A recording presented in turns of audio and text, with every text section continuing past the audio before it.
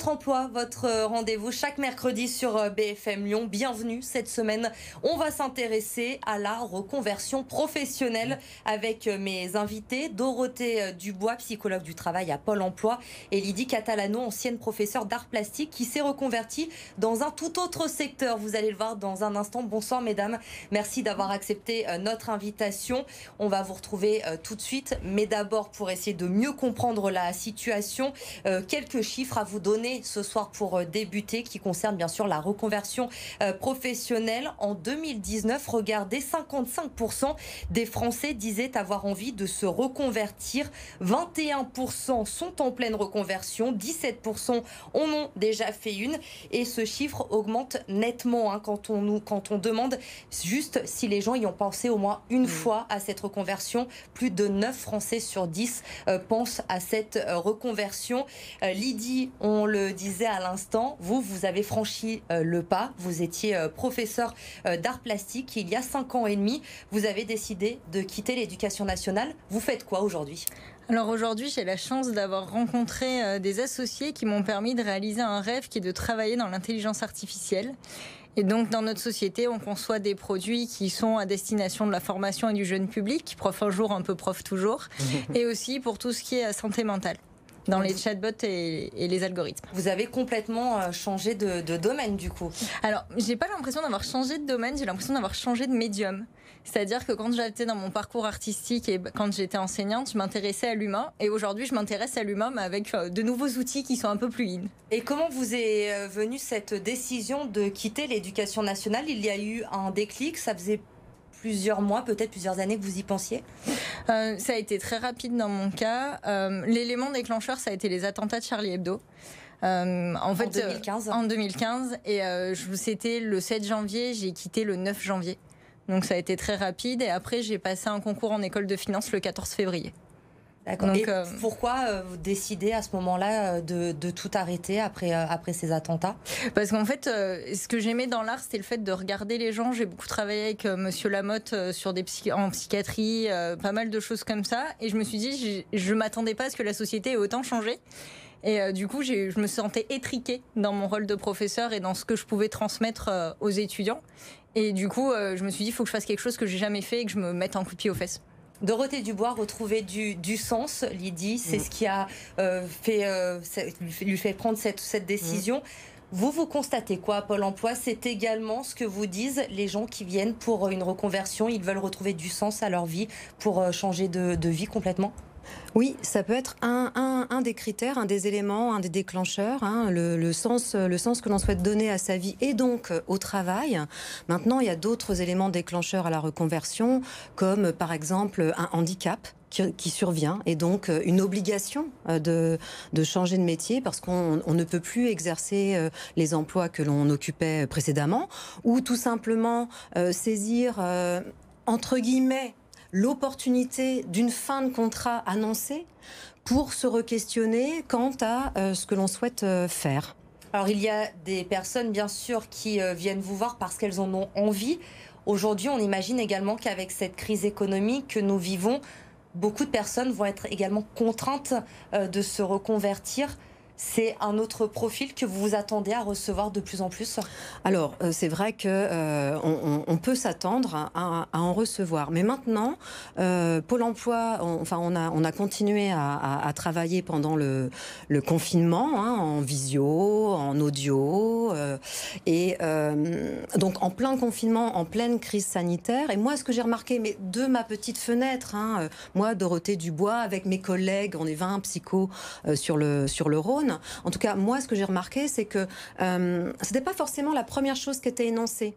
Comme il y a la crise sanitaire, alors il faut que je pense à changer. C'est pas forcément subi, vous voulez dire. En tout cas, c'est pas pour de ce que j'ai perçu. Bien sûr. Voilà, donc ma perception à moi, c'est que c'est quelque chose qui vient en plus. Mais ce n'est pas la raison première de la reconversion. Mais c'était pendant la période de confinement et ces mois-ci. Maintenant, peut-être que septembre, octobre, ça va changer et qu'il y a des personnes qui ont perdu qui vont perdre leur emploi du fait de la crise sanitaire. Alors Dorothée, on a une question d'un téléspectateur pour vous ce soir.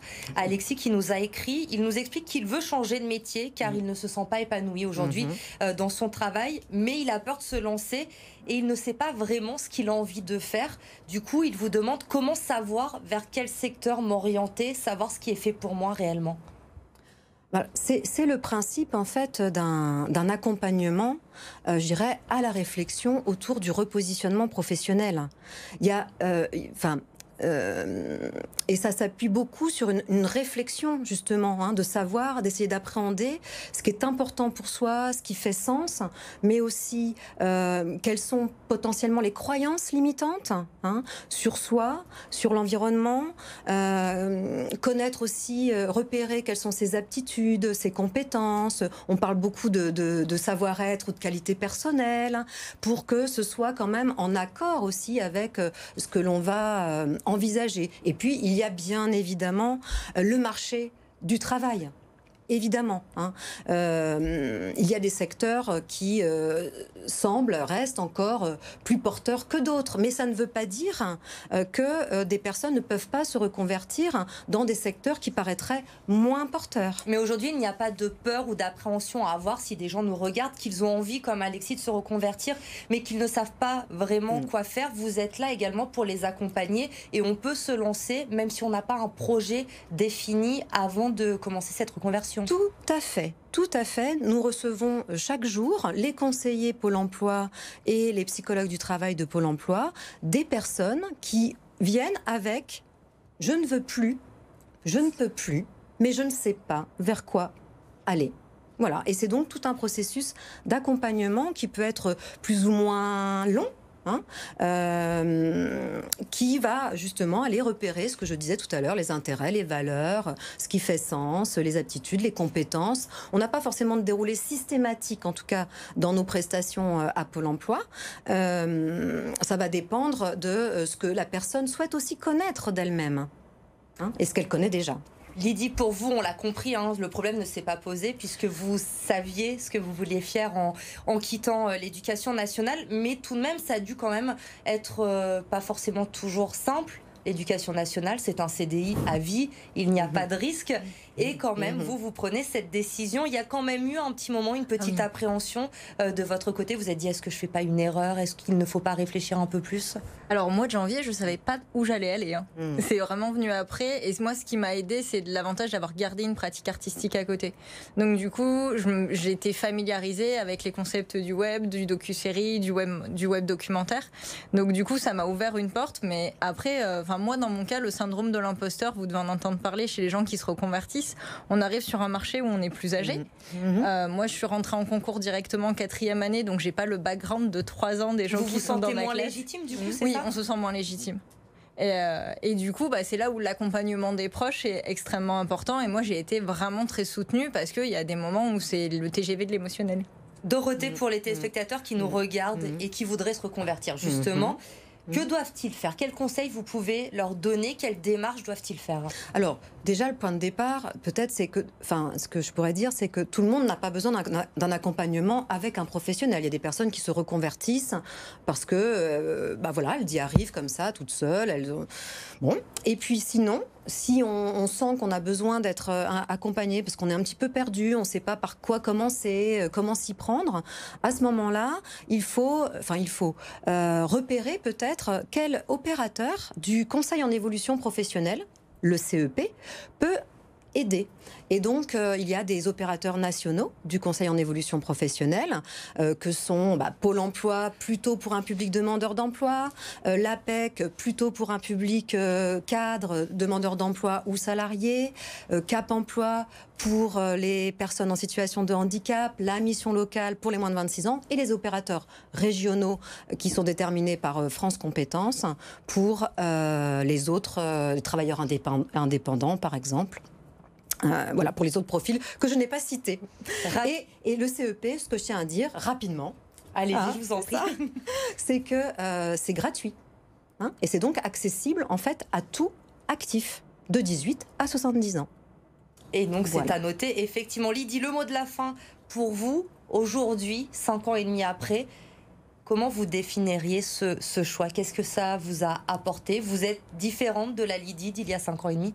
Oui, c'était un deuil. Donc c'est une nouvelle Lydie, c'est que du bonheur. Et honnêtement, ça fait très très peur et on a des phases de doute. Par contre, c'est une telle fierté une fois qu'on est arrivé et on va rencontrer des nouvelles personnes et c'est une vraie richesse. En tout cas, moi, je regrette rien. Donc vous encouragez évidemment les gens à poursuivre leurs rêves et à aller dans cette reconversion. Il ne faut absolument pas avoir peur, même si la situation, on le sait, économique aujourd'hui et le marché de l'emploi est compliqué.